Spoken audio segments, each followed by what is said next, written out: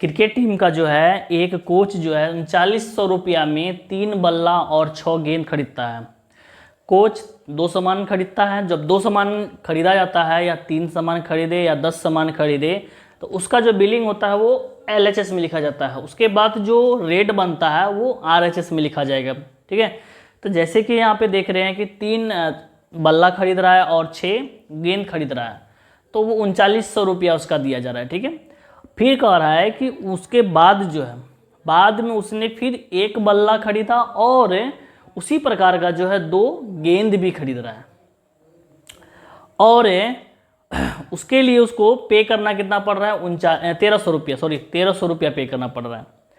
तो कह रहा है इसमें कि इस स्थिति को बीजगणितीय तथा ज्यामितीय रूप में व्यक्त करें। चूंकि यहाँ पे बताया है कि बीजगणितीय विधि और ज्यामितीय रूप से जो है 4 विधि होता है। जैसे कि आपको बता दें कि ग्राफीय विधि, विलोपन विधि और प्रतिस्थापन विधि और वज्रवर्ण विधि, तो इससे जो है हल किया जाएगा। तो अभी हम लोग जो है यहाँ पे सबसे पहले लिखेंगे इसका हेडिंग, और वो हेडिंग होगा हमारा, माना कि 1 बल्ला का जो मूल्य होगा वो X रुपया। ठीक है, उसके बाद लिखेंगे तथा 1 गेंद का जो मूल्य होगा वो Y रुपया होगा।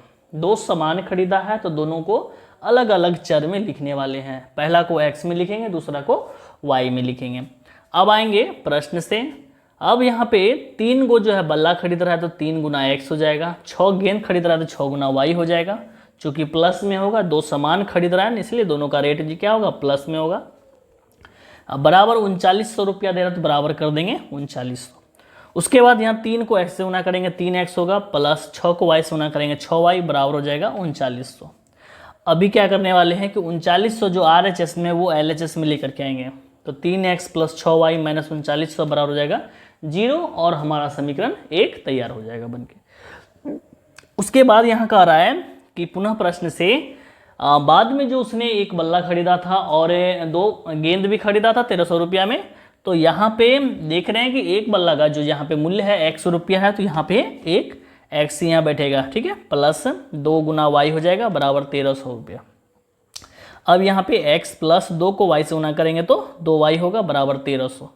फिर 1300 को LHS में लेके आएंगे तो माइनस 1300 हो जाएगा बराबर 0। समीकरण 2 बन के तैयार हो जाएगा।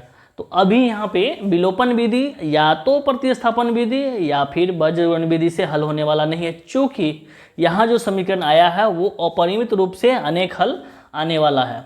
ठीक है, तो अपरिमित रूप से अनेक हल जब भी आए तो उसका जो है मान नहीं निकलेगा, क्योंकि वो हल ही अपरिमित रूप से अनेक है। तो यहाँ पे सबसे पहले क्या करना होगा कि समीकरण 1 से जो है हमें A1, B1 और C1 लिखना होगा, और समीकरण 2 से जो है A2, B2 और C2 का मान लिखेंगे। सबसे पहले यहाँ पे देखिए X का जो गुणक होगा वो हमारा A1 होगा जो 3 है। उसके बाद B1 का मान होगा 6। उसके बाद C1 का मान हो जाएगा माइनस 3900 जो अचर में रहता है यहाँ पे, है ना, समीकरण 1 में। उसके बाद जो है यहाँ पे X का गुणक 1 है तो यहाँ पे A1 हो जाएगा 1। उसके बाद B2 हो जाएगा यहाँ पे 2 है, तो उसके बाद C2 का मान हो जाएगा माइनस 1300। अभी यहाँ पे हम लोग करेंगे A1 बटा A2। फिर देखना होगा ना, फिर ये अपरिमित रूप से जब आ रहा है तो ये हो रहा है कि नहीं हो रहा है, उसका नियम को पालन कर रहा है या नहीं कर रहा है। तो सबसे पहले इसको करना पड़ेगा A1 बटा A2 बराबर 3 बटा 1। पहला का हो गया, ये कटेगा नहीं, छोड़ देना इसको।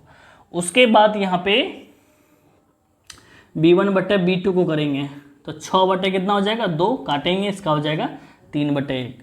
C1 बटा C2 करेंगे तो माइनस 3900 बटे हो जाएगा माइनस 1300। तो दोनों का माइनस माइनस कट जाएगा, 2 0 2 0 यहाँ भी कट जाएगा।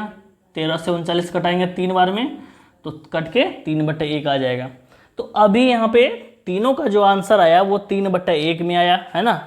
तो यहाँ पे लिखेंगे चूंकि A1 बटा A2 बराबर B1 बटा B2 बराबर C1 बटा C2। चूंकि यहाँ पे तीनों क्या आ रहा है, बराबर आ रहा है, तो यहाँ पे इसका नियम होगा, इसलिए यह अपरिमित रूप से अनेक हल है। ठीक है, तो यहाँ पे देख रहे हैं कि हल इसका जो है अनेक आ रहा है ना, अनेक आ रहा है, इसलिए इसका X और Y का मान नहीं निकलेगा क्योंकि वो अनंत में आएगा। तो यहाँ पे इसका आंसर पूरा कंप्लीट हो गया। तो वीडियो अच्छा लगे तो लाइक करें, शेयर करें। ठीक है, और हमारे चैनल पर नए आए हैं तो चैनल को सब्सक्राइब करके बेल आइकन को प्रेस भी करें। धन्यवाद।